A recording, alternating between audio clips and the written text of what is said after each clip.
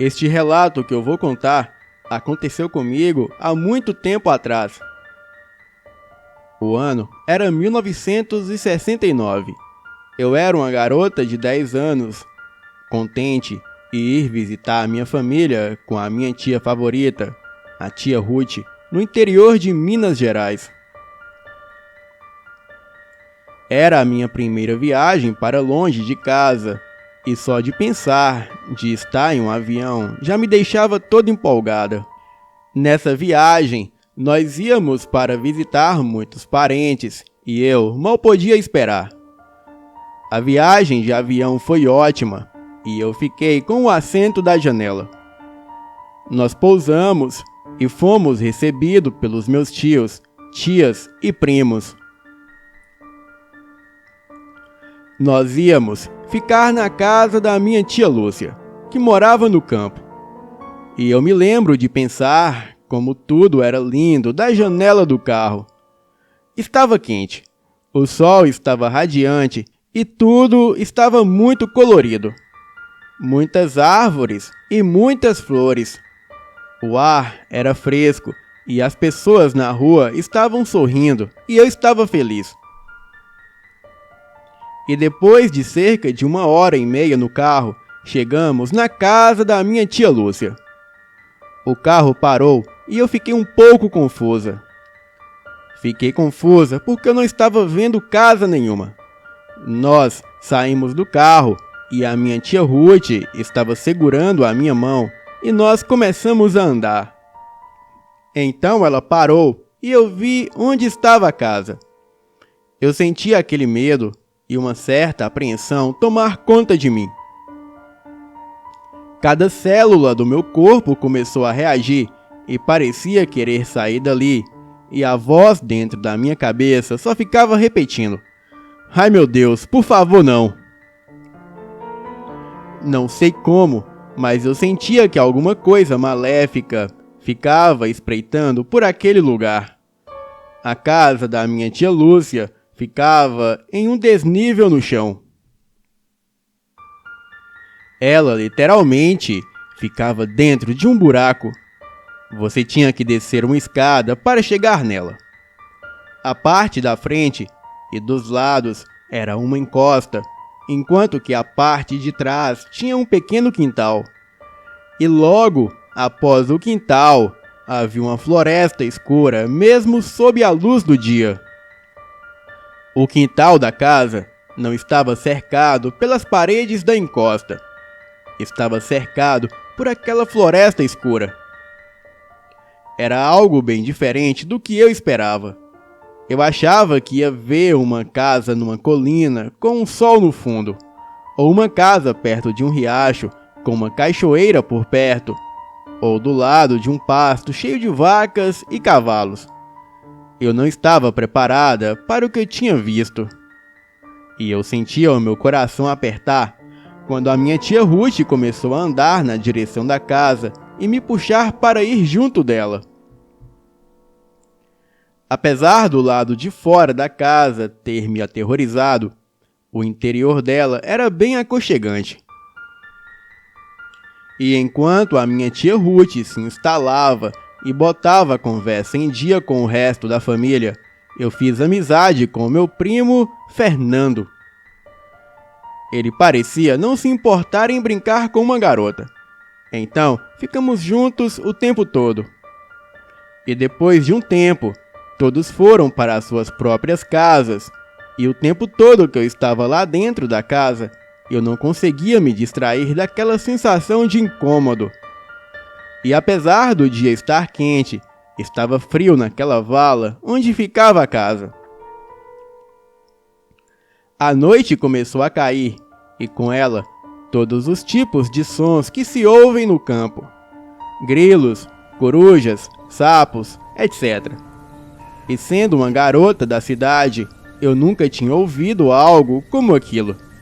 E isso tudo só ajudava a aumentar a minha inquietação e o medo que eu sentia por aquele lugar. Eu sentia como se alguma coisa se aproximasse, enquanto a escuridão nos envolvia aos poucos. O meu primo Fernando me falou sobre uma antiga casinha que tinha no fundo da casa, na floresta, no meio do mato e das árvores, onde era escuro. Ele falou que estava lá há muito tempo e que era muito antiga, e depois eu descobri que estava lá desde os anos de 1850. E parece que aquele terreno sempre pertenceu à minha família.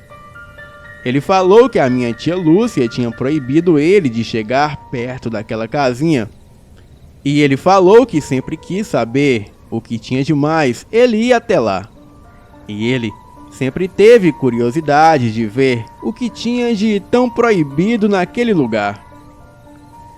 Então ele me mostrou uma lanterna e me implorou que eu fosse com ele até o matagal onde começava a floresta. Eu estava aterrorizada com a ideia de ir lá fora, mas não queria parecer uma garotinha assustada, então eu concordei em ir com ele. Nós seguramos as mãos um do outro e fomos na direção do fundo da casa. Estava tão escuro e as minhas pernas estavam literalmente tremendo. Nós andamos bastante e então o Fernando iluminou a floresta à nossa direita com a lanterna e falou que a casinha estava perto. Eu mal conseguia ver ela. Era um bloco cinza de cimento com uma abertura na frente. Parecia um túmulo. E foi então que eu ouvi uma risada rouca sinistra à nossa esquerda. O Fernando iluminou a área de onde o som veio, e lá estava a coisa mais grotesca e horrenda que eu já tinha visto na minha vida. Era um ser mediano e tinha menos de 2 metros. Tinha uma pele marrom esverdeada, parecendo estar meio ressecada, com grandes olhos vermelhos, uma boca enorme com caninos feitos de um cachorro, e tinha 2 montes na cabeça, que lembrava chifres, mas estava mais para 2 galos enormes, como se ele tivesse batido a cabeça. Ele ficou ali parado com a mão esquerda, agarrado uma árvore, enquanto a mão direita nos chamava para chegar mais perto. Então, ele pulou para a escuridão e sumiu rindo. Eu estava em estado de choque e não conseguia me mover. E então, nós ouvimos outra risada igual, vindo de uma outra direção.